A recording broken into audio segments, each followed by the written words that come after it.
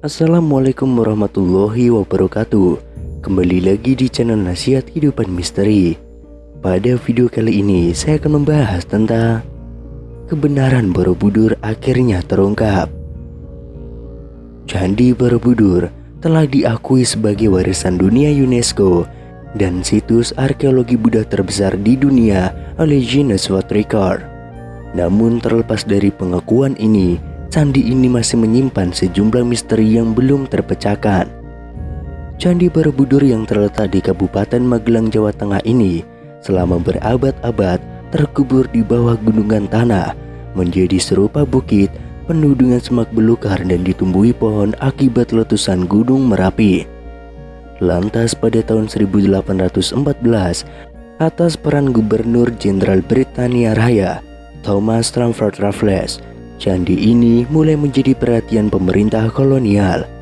Raffles jugalah yang pertama kali menuliskan nama Borobudur dalam bukunya History of Java. Borobudur memang masih banyak menyimpan misteri, seperti bagaimana cara membangunnya, dari mana asal batu tersebut, lalu bila batunya berasal dari Gunung Merapi, bagaimana cara membawanya, mengangkatnya, dan juga menyusunnya. Letak Borobudur yang juga tidak biasa berada di atas bukit yang dikelilingi dua pasang gunung kembar, Sindoro Sumbing dan Merbabu Merapi. Padahal candi lain dibangun di tanah yang datar, juga menjadi teka-teki yang belum terjawab. Pada tahun 1931, seniman dan pakar arsitektur Hindu-Buddha W.O.G. Newenkam mengajukan sebuah teori bahwa dataran Kedu, lokasi Borobudur berdasarkan legenda Jawa, dulunya adalah sebuah danau purba. Borobudur dibangun melambangkan bunga teratai yang mengapung di atas permukaan danau. Ini menjadi sebuah hipotesis yang disambut perdebatan hangat oleh kalangan para ilmuwan saat itu. Dalam bukunya Fit Borobudur Mir atau Danau Borobudur, Newenkam beranggapan desain arsitektur Candi Borobudur pada dasarnya merupakan representasi dari bentuk bunga Padma atau lotus, simbol kesucian dalam Buddhisme. Desain bangunan ini diibaratkan menyerupai ceplok bunga teratai dengan daun dan bunganya mengelilingi bakal buah yang terletak di tengah-tengah kolam, tulis Newenkam. Pada awal tahun 1932, Newenkam kembali menuliskan opininya di jurnal Netherlands in the Oud and New.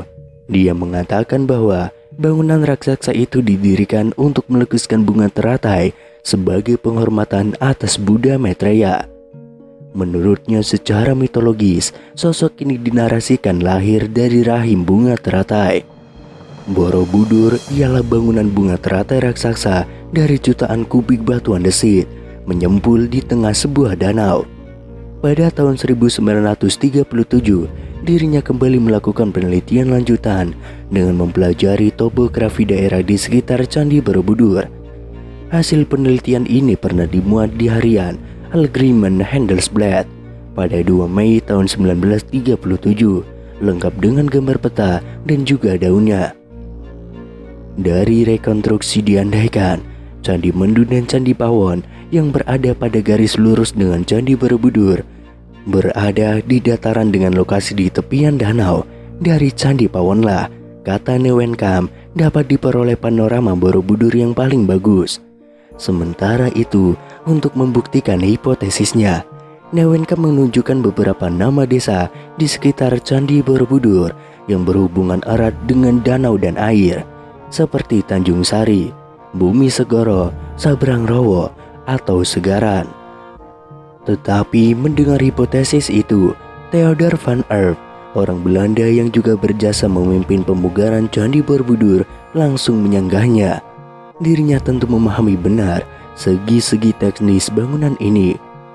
Dalam catatan van Erp, Candi Borobudur dibangun dari 2 juta kubik batu andesit, terdiri dari 1460 panel bergambar dan 1212 panel dekoratif, dan juga 504 patung Buddha 3 dimensi plus 1 stupa besar dengan diameter 52 kaki.